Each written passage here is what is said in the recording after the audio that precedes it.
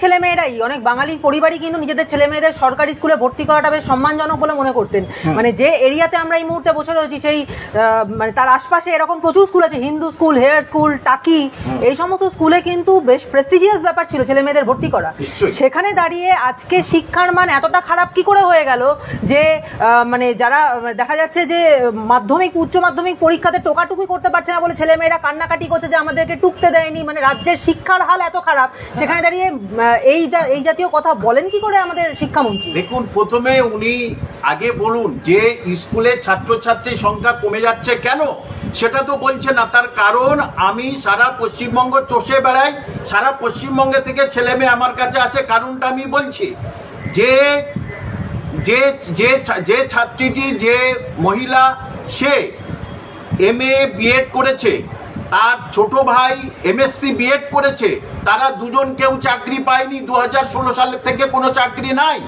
তার যে ভাই, সে অষ্টম শ্রেণী পড়ার পরে বলছে আমি আর পড়াশোনা করব না, কারণ আমার দাদা দিদিরা তো উচ্চ শিক্ষিত হয়ে চাকরি পায়নি, আমি ফালতু কেন পড়াশোনা করব।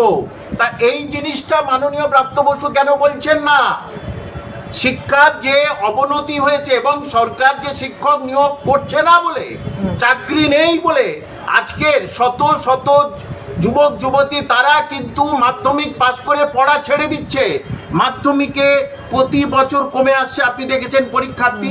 উচ্চ মাধ্যমিকে এবছরও পরীক্ষার্থী কমে এসেছে এই কারণে। এবং অদ্ভুত ব্যাপার, ভারতবর্ষে কোথায় হয় কি আমি জানি না, যে উচ্চ মাধ্যমিকের খাতা দেখবে যারা পার্ট টাইম শিক্ষক, তারা নাকি উচ্চ মাধ্যমিকের খাতা দেখবে, তাহলে শিক্ষার মানটা কোন জায়গাটা চলে যাবে আপনি ভাবুন।